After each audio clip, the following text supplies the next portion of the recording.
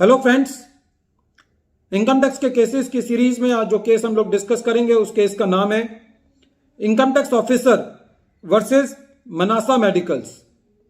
ये case 100 ITR tribunal short notes page number 5 पे report हुआ। मैटर बेंगलोर ITAT की ए बेंच ने डिसाइड किया और इस केस को डिस्कस करने के बेसिकली दो रीजंस हैं।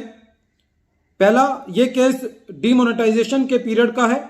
और दूसरा, इस केस के अंदर डीमोनेटाइजेशन का केस होने के बावजूद भी CIT अपील ने एसएससी को रिलीफ दिया। इस केस के फैक्ट्स इस तरीके से हैं। असेसमेंट ईयर 17-18 का केस है। एसएससी की एक मेडिसिन की शॉप है जिसको केमिस्ट की शॉप बोलते हैं, और ड्यूरिंग द डिमोनेटाइजेशन पीरियड जो मेडिकल शॉप्स थी उनको अपना सामान बेचने की ओल्ड करेंसी के अंदर, जो जिसको हम स्पेसिफाइड करेंसी बोलते हैं, उसके अंदर इनको छूट दी गई थी। क्योंकि जो बेसिक नेसेसिटीज की चीजें थी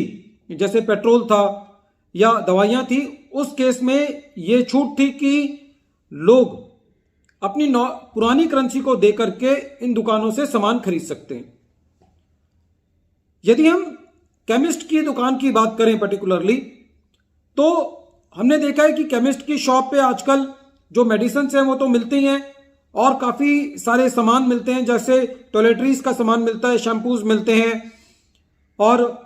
हेयर ऑयल मिलते हैं, काफी तरीके के जो क्रीम्स होती हैं, ब्यूटी प्रोडक्ट्स भी जो है वो काफी मिलते हैं। तो लोगों ने डिमोनेटाइजेशन के टाइम में, क्योंकि एक पैनिक स्ट्रिकन था,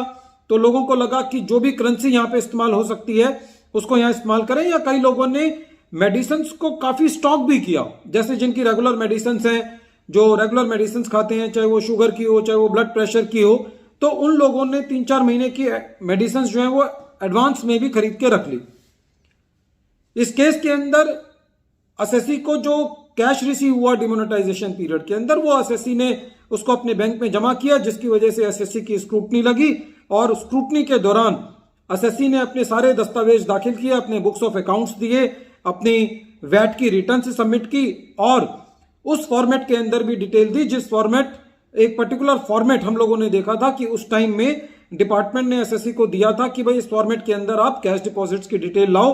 कि डिमोनेटाइजेशन के पीरियड दौरान आपका कैश डिपॉजिट कितना है, कॉरस्पॉन्डिंग प्रीवियस ईयर में कितना है। तो वो सारी चीजों की डिटेल जो है वो एसएससी ने असेसिंग ऑफिसर को दी थी और असेसिंग ऑफिसर ने अपने असेसमेंट ऑर्डर में कहीं पे भी इस बात को चैलेंज नहीं किया था कि ये कैश डिपॉजिट जो है वो एसएससी की सेल का पार्ट बन रहा है। इसका मतलब ये है कि हम दूसरे शब्दों में ये कह सकते हैं कि असेसिंग ऑफिसर ने ये माना था कि ये सेल्स जो है वो जेन्युइन है, लेकिन असेसिंग ऑफिसर साहब ने जो कैश डिपॉजिट था उसका एडिशन जो है वो एसएससी का कर दिया। असेसिंग ऑफिसर की मेन एलिगेशन ये थी कि जो केमिस्ट शॉप है उसको डॉक्टर्स की प्रिस्क्रिप्शन संभाल के रखनी चाहिए थी। दूसरा, जो लोगों ने दवाइयां खरीदी उनका आइडेंटिटी प्रूव रखना चाहिए था, उनकी आइडेंटिटी जो है वो केमिस्ट शॉप वाले के पास होनी चाहिए थी। जब मैटर CIT अपील साहब के पास गया तो CIT अपील साहब ने कहा कि जो भी RBI के सर्कुलर थे उस टाइम नोटबंदी को लेकर के, उसमें कहीं पे भी ये बात नहीं कही गई थी कि जो मेडिकल शॉप्स हैं उनको कस्टमर्स के जो डॉक्टर्स की प्रिस्क्रिप्शन है और उनका आइडेंटिटी प्रूव रखना है, और इस बात को कह करके CIT अपील साहब ने एसएससी को रिलीफ दिया। जब ये मैटर ITAT गया, क्योंकि डिपार्टमेंट अपनी अपील जो है CIT अपील के पास हार चुका था, तो इसीलिए डिपार्टमेंट ने ITAT के अंदर अपील की और ITAT ने भी ये हेल्ड किया कि ऐसी कोई भी रिक्वायरमेंट जो है वो नहीं है कि एक मेडिकल शॉप को जो मेडिकल प्रिस्क्रिप्शन है उसको रखना है या उन कस्टमर्स के सारे आइडेंटिटी रखनी है जिन्होंने कैश में दवाइयां खरीदी। तो फ्रेंड्स, इस तरीके से ये डीमोनेटाइजेशन के ऊपर मेडिकल शॉप्स पे एक ऐतिहासिक फैसला हम कह सकते हैं, क्योंकि हमने देखा था कि पीछे एक ज्वेलरी के ऊपर भी, ज्वेलर शॉप्स के ऊपर भी एक डिमोनेटाइजेशन में फैसला आया था, जिसमें ITAT ने यह कहा था कि ऐसी कोई रिक्वायरमेंट नहीं है कि जो ज्वेलर है उसको अपने सीसीटीवी कैमरा की फुटिंग देनी है और आइडेंटिटी देनी है, तो वहां पे भी ITAT ने उस चीज के लिए बाध्य नहीं किया था एसएससी को कि ये चीजें देना जरूरी है।